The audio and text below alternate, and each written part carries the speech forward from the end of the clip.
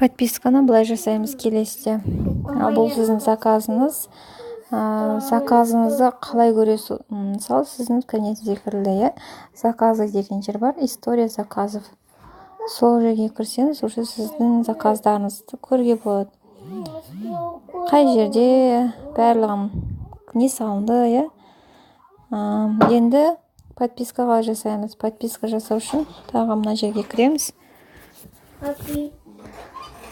Заказы управление подписками деген жер бар. Мына жерде уже фамилияңыз тұрған жерді бастық, добавить подписку деген жер шығады. Соны басатын болсақ, wellness витаминдерін таңдаймыз. Мына жерде не керек сізге, соны оформить етесіз. Міне, омега-3 керек болса, оформить етеміз. Енді сізде неоплаченный заказ болған соң, ол қосылмай тұр. Негізі осылай оформить етесіз. Егер өшіргіңіз келсе, мына X-ті баса саламыз.